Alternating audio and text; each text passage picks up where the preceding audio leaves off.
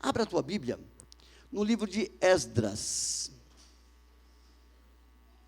Esdras está depois ali de 1º, 2º Reis, 1º, 2º Crônicas, aí depois vem Esdras. Esdras foi um dos reformadores do templo. E também sacerdote. Escriba. Foi um homem assim, muito dedicado à palavra de Deus. Ele se consagrou, porque o povo estava cativo na Babilônia. Ficaram cativos, Israel ficou cativo durante 70 anos na Babilônia. E quando eles foram libertos, 70 anos depois, o pessoal já não lembrava mais a língua hebraica. Não conseguia mais ler os escritos. Uma nova geração veio. Eles esqueceram de muitas coisas foram deixadas para trás. E Esdras, ele se desponta. Quando eles voltam para a Babilônia, voltam da Babilônia, ele se desponta, né? Como um professor, como um sacerdote, como um escriba, como um tradutor da palavra de Deus. O homem conhecia a fundo o hebraico e o aramaico, que eram as duas línguas que eram usadas naqueles tempos. Só que por usar o aramaico na Babilônia, eles acabaram se esquecendo, o povo acabou se esquecendo do hebraico, que era a língua mater deles, né? Então, Esdras foi um homem aí que muito despontou na reconstrução da nação de Israel, pós-exílio da Babilônia, né? Então, eu gostaria de compartilhar com os irmãos aqui o trecho de capítulo 3, do verso 1 ao 6. Esse trecho aqui, amados, a Bíblia toda é muito interessante. A Bíblia toda é fantástica, amado. Até estava comentando com os irmãos, na nossa classe de teologia, que a Bíblia é como se fosse um tesouro a ser escavado, um tesouro a ser cavado, de tantas preciosidades que a Bíblia tem, tantas revelações que a Bíblia nos traz, tantas coisas que muitas vezes, amados, é necessário garimpar, ela está meio oculto na palavra, ela precisa ser revelada, ela precisa ter trazido à luz. E isso demanda muitas vezes tempo, dedicação, de ler, de estudar, pesquisar, não só numa versão, mas várias versões, para que você possa garimpar pedras preciosas das quais Deus tem para nós. Nesse texto aqui tem algo, uma informação aqui fantástica. Eu já preguei desse trecho aqui, e olha o que Deus tem para nós. Lá no capítulo 3, do verso 1 ao 6, diz assim, todos acharam? Quando chegou o 7º mês, e os israelitas já estavam em suas cidades, o povo se reuniu como um só homem em Jerusalém. Estando Jesua, filho de Josadaque, e seus colegas, os sacerdotes, e Zorobabel, filho de Sealtiel, e seus companheiros, começaram a construir o altar de Deus, do Deus de Israel, para nele sacrificarem holocaustos, conforme o que está escrito na lei de Moisés.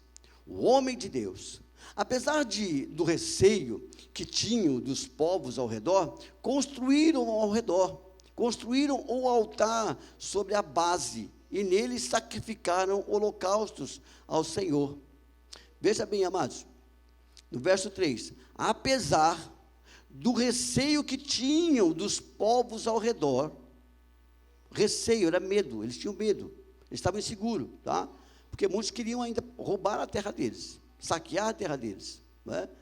Eles tinham receio. Então no verso 13, apesar do receio que tinham dos povos ao redor, em vez de eles construírem os muros, o que eles fizeram? Eles construíram o altar sobre a base, e nele sacrificaram o holocausto ao Senhor, tanto o sacrifício de manhã como o da tarde. Depois, de acordo com o que está escrito, celebraram a festa das cabanas, com um número determinado de holocaustos prescrito para cada dia. A seguir, apresentaram os holocaustos regulares, os sacrifícios da lua nova, os sacrifícios requeridos para todas as festas sagradas determinadas pelo Senhor, bem como que foram trazidos como ofertas voluntárias ao Senhor. A partir do primeiro dia do 7º mês, começaram a oferecer holocausto ao Senhor, embora ainda não tivessem sido lançados os alicerces do templo do Senhor. Veja bem, no verso 1 diz assim, que eles chegaram no 7º mês, e no último versículo, verso 6, está escrito que a partir do primeiro dia do 7º mês, eles já chegaram, ao invés de ir para suas casas, fazer suas casas, construir suas casas, eles foram para o templo. Feche teus olhos. Pai amado, nós em nome de Jesus, Senhor, nós te agradecemos pela tua presença aqui no nosso meio, Senhor. Nós te agradecemos, ó Pai, pela tua palavra, Senhor. Pai, que teu Espírito Santo venha nos trazer luz à tua palavra, porque a palavra é tua, Pai amado, a tua palavra é Espírito, Senhor. Pai, venha falar com o nosso coração. Venha, Senhor, meu Deus, falar conosco, Senhor. Venha nos despertar, ó Pai amado. Venha abrir os nossos olhos, o nosso entendimento, Pai, para que possamos alcançar e entender, Pai, o teu querer, a tua vontade, em nome de Jesus. Em nome de Jesus, Pai. Pai, eu proíbo, no poder do nome de Jesus, toda e qualquer distração, tudo aquilo que rouba a tua palavra, que desvia a atenção, Senhor, da tua palavra, eu repreendo em nome de Jesus, ó Pai. Eu selo estas portas, ó Pai, no poder do nome de Jesus, para que o teu povo seja abençoado, e repreendo, Senhor, o devorador da tua palavra. Eu repreendo, Senhor, o ladrão que rouba a tua palavra, Senhor meu Deus, em nome de Jesus. É o que nós pedimos. Amém. Amém, amados? Você já ouviu dizer um ditado que diz: por fora bela viola, por dentro pão bolorento. Já ouviu falar isso? É um ditado popular. O que quer dizer isso? Bonito por fora, por dentro podre. Pão bolorento. Vê aquele pão bonito, né, que se amarrou, tal, do dourado, mas quando se abre ele está podre lá dentro, está bolorento. Por isso o ditado. Jesus também fez uso dessa parábola, olha, desse ditado popular nos seus dias. Ele fez uma comparação com os escribas, os homens da lei, os religiosos da época, os sacerdotes da época. Ele dizia que ele fez uma comparação: vocês parecem sepulcros caiados. Que também é a mesma coisa.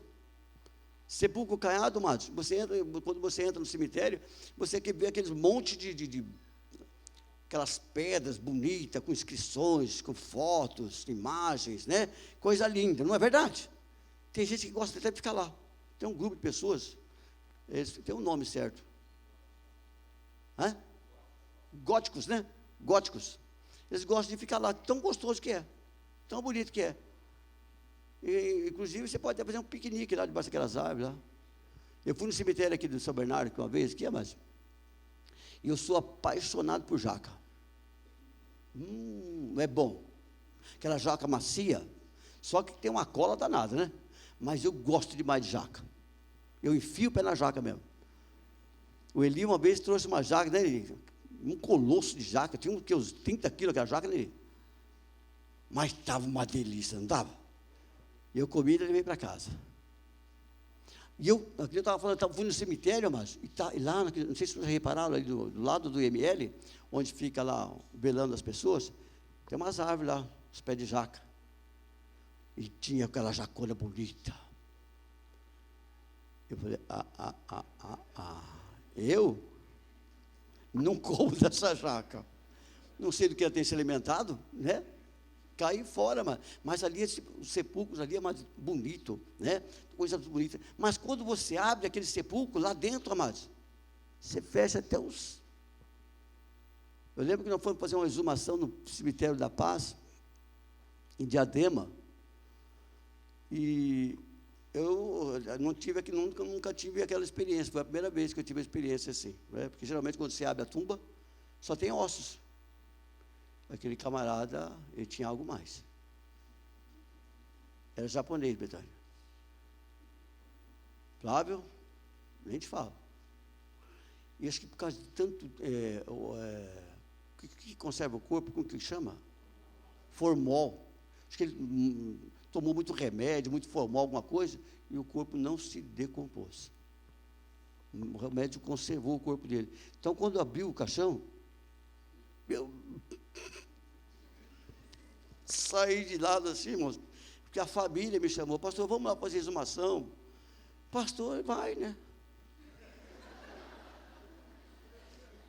Te ensinaram esse seminário, não? Não, né? Então você vai aprender. E pastor, vai, pastor é bombeiro, é pau para qualquer obra, vamos lá, né? Mas ele estava assim, melado, aquele, sabe? Quando você estiver comendo o cachorro quente, que você vê isso. Então, mas, amados, o sepulcro caiado, é isso que quer dizer, né? O sepulcro está bonito por dentro, mas você abre lá dentro, está fedendo, o negócio está feio, né? Isso é sepulcro caiado. Muitas pessoas também vivem de aparência. Você conhece uma pessoa que vive assim de aparência? Ele ostenta, né? Ser bichão, quando vai ver uma bichinha. Tem aquele carrão que ele anda, né? Só falta colocar o chapéu de fazendeiro e ficar, né? Vai ver, está endividado até o pescoço. Mal tem um dinheiro para pôr gasolina. Sepulcro caiado. Estava vendo aqueles rapazes que fica bombado. Já viu alguns rapazes bombados aí? Né? Aquilo é tudo balela, tudo mentira. Eles injetam uma injeção lá de cavalo e fica com os negócios, depois dá problema, vira aqueles tumores. Eu vi os tumores, amados, caídos aqui debaixo do braço, aí, ó. Sepulcro caiado. Quer demonstrar, Daniel? Aquele que não tem. Oh, você não, você é magrinho mesmo, você é feio mesmo, quer dizer, você é mesmo. Mas tudo bem, está lá, né? Está lá, não tem o que mudar. Agora em Israel, por quê? Eles não pensaram assim. Eles, amados, quando eles voltaram da Babilônia, quando eles chegaram da Babilônia, eles tinham ouro, eles tinham prata de segunda mão, tinha ouro de segunda mão, tinha muito recurso. Quando eles voltaram do exílio, em vez de eles se preocuparem, vou fazer um templo, vou fazer aquela igreja suntuosa, assim como Salomão fez, vamos fazer. Não, eles não se preocuparam com isso. E eles estavam com medo, eles tinham motivo de sobra para fazer os muros, para cercar primeiro o templo, para fazer as paredes do templo. Mas não, eles não seguiram a lógica da coisa. Vocês perceberam o que eles fizeram? Primeira coisa que eles fizeram no primeiro dia do 7º mês, eles foram e construíram o altar. Eles restauraram o altar. Não tinha muro, não tinha parede. Se não tinha parede, não tinha teto. Parece aquela casinha que ele fala, né? Minha casa não tem teto, não tem parede. E a primeira coisa que eles fizeram foi o altar de Deus. Eles não se preocuparam com o estereótipo, eles não se preocuparam com as aparências, eles queriam adorar a Deus, eles queriam voltar e ver a glória de Deus, assim como foi no Shekinah nos dias de Salomão, eles queriam ver o Shekinah de Deus.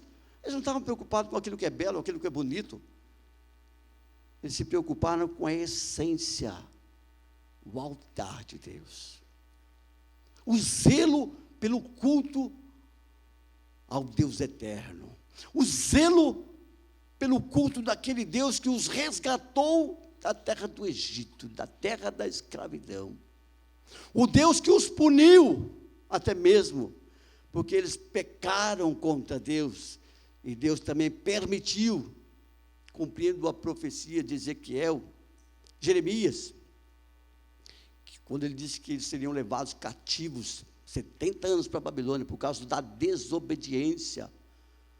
E eles foram mesmo levados cativos, ficaram 70 anos lá.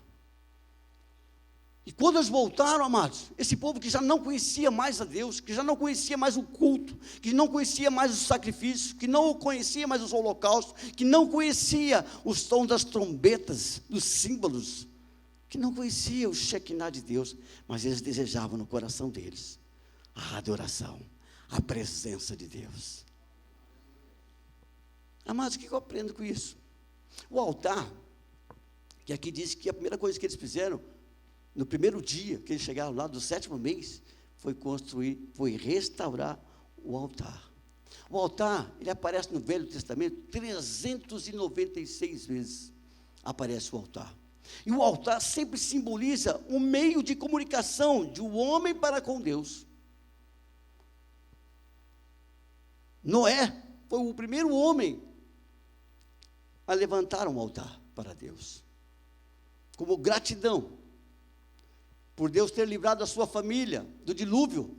Logo que a arca de Noé encostou, a primeira coisa que ele fez foi fazer um altar. Tamanha a importância do altar para o povo de Deus, porque a vontade do povo de Deus era falar com Deus, estar com Deus, se comunicar com Deus, conhecer a vontade de Deus. O altar tinha essa importância para o povo de Deus. Hoje, amados, não tem mais altar. Não tem mais altar de Deus. Nós somos o altar de Deus. Deus não habita em templos feitos por mãos humanas. Ele habita no coração contrito e quebrantado. Hoje não tem mais o altar, amados, para a gente conversar com Deus. Hoje não tem mais o altar para a gente fazer sacrifício para Deus. Altar, a palavra altar no hebraico significa lugar de matança, matadouro, porque ali eram degolados os animais. E para nós hoje, amados, o que seria esse altar? Como seria esse altar? Restauração desse altar, como seria? Nós sendo o altar de Deus, nós sendo o templo do Espírito Santo de Deus, o que seria essa restauração? Eu coloquei como tema dessa pregação, consertando o altar de Deus. O que seria essa restauração? Quando eu sei que eu preciso de uma restauração no meu altar, no altar de Deus na minha vida. Como é que eu sei, amados? Quando Deus não tem mais a primazia. Quando Deus não está mais no primeiro lugar.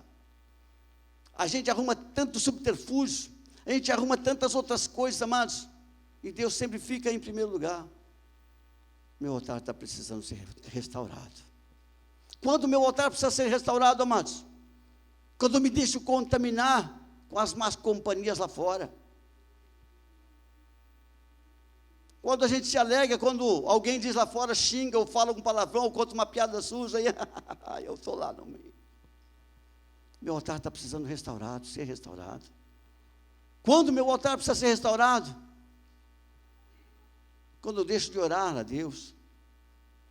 Quando eu deixo de ter um coração quebrantado diante de Deus. Quando eu deixo de buscar a Deus. Quando eu deixo de oferecer a Deus, ofertar a Deus, dizimar a Deus. Meu altar precisa ser restaurado. Eu não sei em qual quadro você pode se encontrar, amados. Talvez você possa até dizer no teu coração, meu altar está lindo. Meu altar está... E eu estou assim com o homem lá em cima. Restaurar o altar. Eu entendo, amados, eu entendo que a restauração do altar, meus queridos, ele me lembra de sacrifício. Sacrifício. O crente, amados, muitas vezes se acomoda. Deus recebe qualquer coisa. Deus é bonzinho.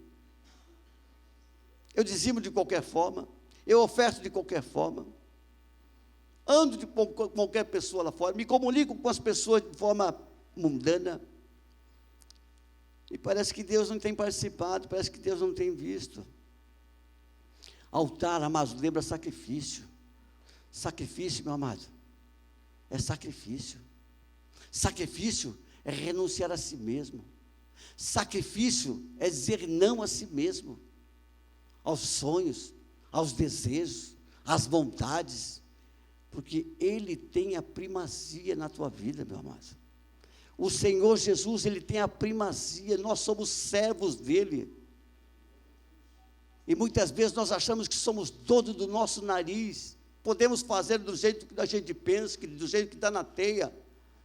Nosso Deus é um Deus ordeiro, e Ele não mudou, Ele não mudou. O altar é lugar de renúncia. O altar é lugar de morte. Paulo chega a dizer: não vivo mais eu, mas Cristo vive em mim. Ora, nós fomos sepultados com Ele no batismo. Nós morremos. Morremos para o mundo. Morremos para os nossos desejos. Morremos para a nossa vontade. A nossa vontade de agora em diante passa a ser do Senhor. A vontade dele tem que ser a minha vontade. Tem que haver sacrifício. Deus se agrada, amados, de quando a gente se esforça. Deus se agrada quando a gente se esforça em fazer um trabalho. Deus se agrada quando a gente se esforça e passa por cima das dificuldades, das barreiras. Nós, por muito pouco, queremos abandonar, parar de adorar, de bendizer o nome do Senhor. Nos acostumamos com as coisas do mundo, dentro de casa, fora de casa. Não, amados, o altar é lugar de sacrifício. Você é o altar de Deus, amado. Em você habita o Espírito da graça. Deus se comunica com você através do Espírito Santo, amados. É através do Espírito Santo. Tem gente que leva a fé de qualquer jeito, vai levando, vai empurrando com a barriga. Não, amados, altar, ele exige sacrifício. Altar, ele exige renúncia. E se nós somos altar de Deus, se você quer ver a obra de Deus, se você quer ver o fogo de Deus sobre a tua vida, você vai ter que abrir mão de muita coisa. Muitas vezes nós queremos barganhar com Deus, amado. Com Deus não se barganha. Ele é soberano, Ele é absoluto sobre todas as coisas. Com Deus não se barganha.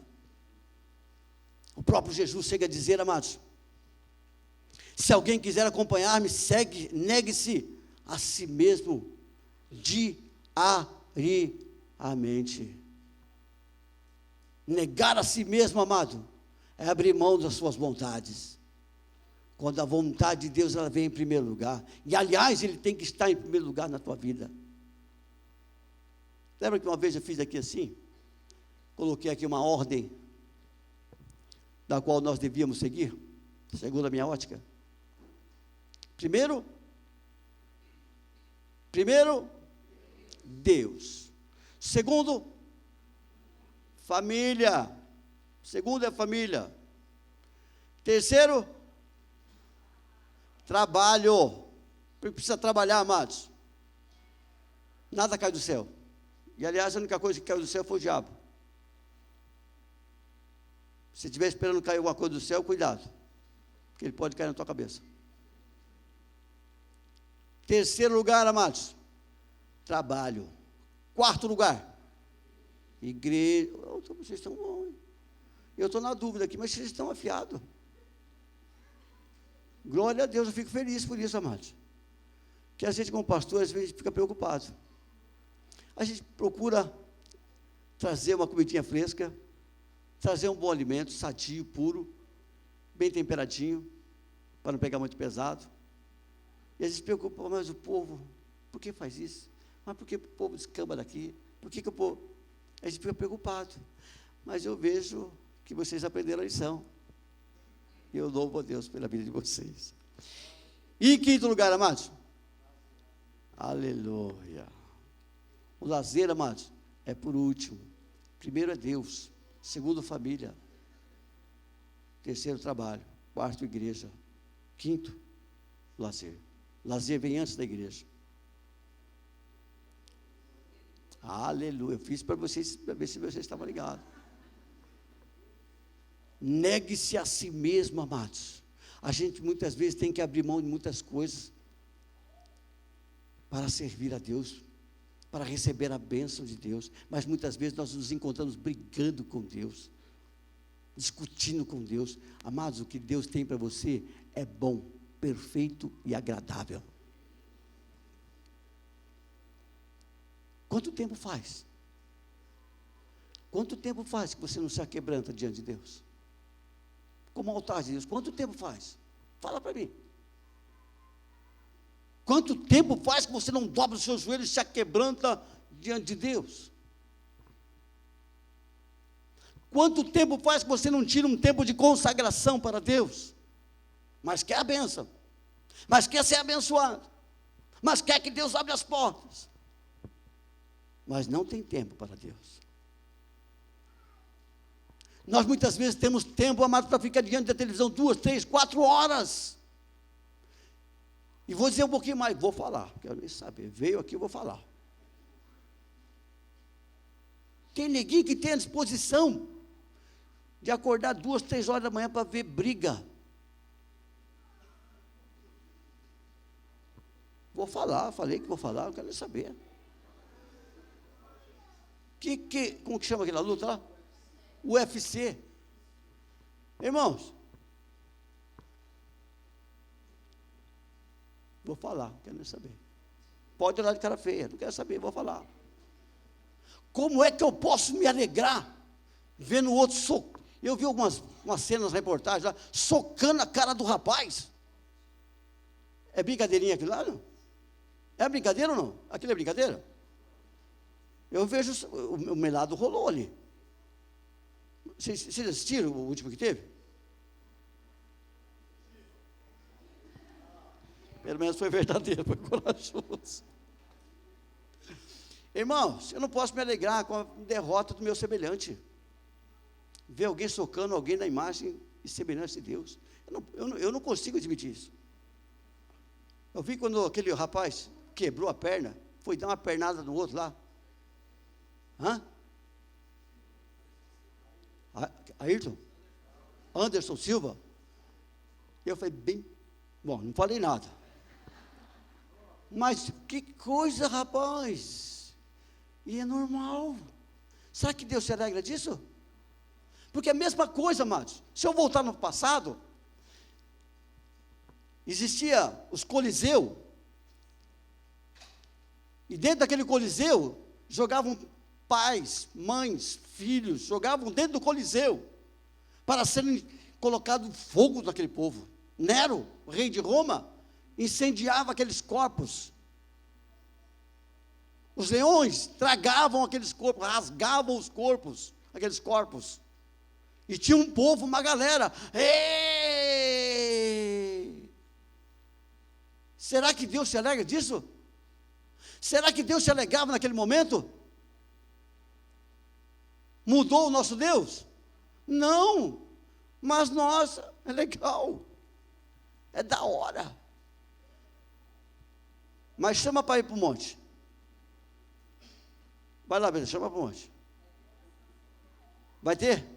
Você convida. Se eles não for, você me fala. Você me fala depois quem for.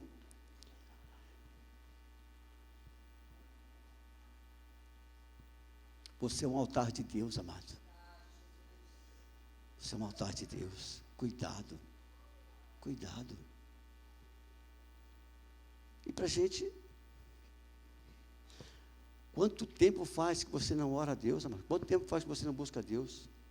E olha o que disse o salmista aqui: os sacrifícios que agradam a Deus são um espírito quebrantado, um coração quebrantado e contrito. Deus não desprezará. Deus conhece as tuas lágrimas, Deus recolhe as suas lágrimas, irmão. Deus se compadece da tua situação. Nós temos um Deus zeloso pelo seu povo, Ele tem ciúmes do seu povo, mas nós muitas vezes agimos de forma relaxada com Deus. Por isso que eu falo, amado, graças a Deus, a marca do sangue do Cordeiro está sobre a nossa vida, e a sua misericórdia, ela se renova a cada dia. Graças a Deus por isso, amados. Mas nós, como altar, eu lembro que altar me faz lembrar de arrependimento. A gente tem que se arrepender, amados. Tem gente que pensa que não peca. Tem gente que pensa que é a terceira pessoa, não, a quarta pessoa da Trindade. É o bambambam do negócio. E se esquece que é um miserável pecador. Tem que ter arrependimento, amados. Mas como que eu vou ter arrependimento? Se eu não tenho consciência, se eu não sei discernir aquilo que é pecado, aquilo que é certo, aquilo que é errado. Nós crentes, amados, nós estamos sendo enganados, nós estamos sendo iludidos. A palavra que aparece em Gênesis, no original, quando fala que a serpente conversou com Eva, enganou a Eva. A palavra do original que aparece lá, ela é usada no sentido de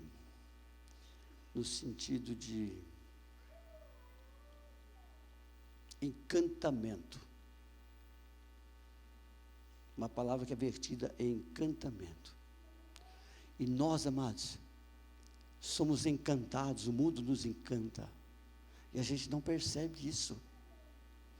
Nos falta o espírito de discernimento. E o povo de Deus está sendo enganado, está sendo levado ao engano por causa desse espírito. Assim como foi enganado Eva, nós também somos enganados. Achamos que está tudo bem. E não está bem, não. Metemos o pau no pastor e está tudo bem. Fala mal do irmão, está tudo bem. Não está, não. Fala palavrão, fica na frente de coisas que não agradam a Deus. Eu tenho certeza que o anjo vira as costas. Quando você está lá em frente da internet, tá, que você vê aqueles negócios lá, e parece que está tudo bem. Parece não, normal. Depois eu peço perdão a Deus. Ou muitas vezes não tem consciência disso. Por quê, amados? Tem a mente cauterizada. O Deus desse século, Ele não só cegou os homens lá fora, não cegou somente o mundo, não, mas a igreja está sendo levada, porque lá fora é bonito, amado, lá fora é gostoso, é um pecado que nos assedia de tão perto, como diz o escritor de Hebreus. Paulo chega a dizer assim: o Espírito diz claramente que nos últimos tempos alguns abandonarão a fé e seguirão espíritos enganadores e doutrinas de demônios, tais ensinamentos que vêm de homens hipócritas e mentirosos que têm a sua consciência cauterizada. Isaías vai um pouquinho mais adiante. Isaías chega assim: ai dos que chamam o mal de bem, e ao bem, mal. Fazem das trevas luz, e das luz, trevas. Do amargo, doce, e do doce, amargo. Eu vi um pastor de púlpito, se é que pode dizer que é pastor aquilo, amaldiçoar alguém. Eu te amaldiçoo, em nome de Jesus. E aquela multidão,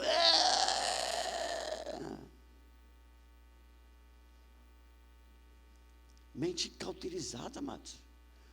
Para que eu vou pedir perdão? Eu não tenho por que pedir perdão. Você já parou para pensar nisso? Quando você faz uma autoanálise, você fala: bom, vou tomar ceia hoje, deixa eu pensar aqui.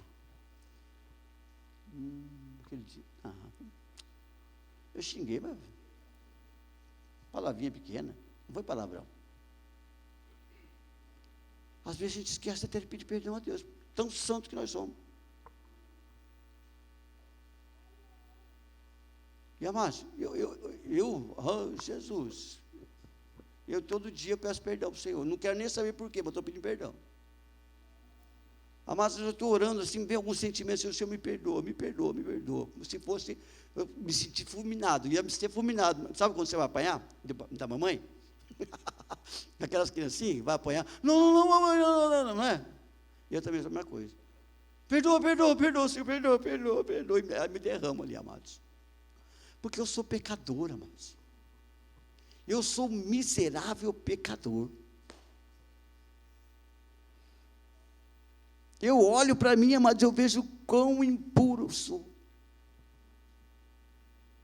Não se escandaliza não, amados. Minha vida está no altar de Deus. Mas nós somos humanos. Segura teu pensamento. Segura os teus olhos.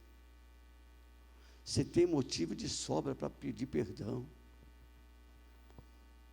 Altar, amados, me lembra perdão, arrependimento.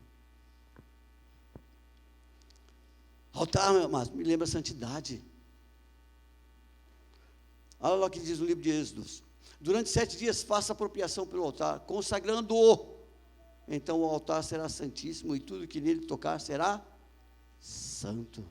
O que é santo? Separado. Você foi separado para Deus, você é de Deus.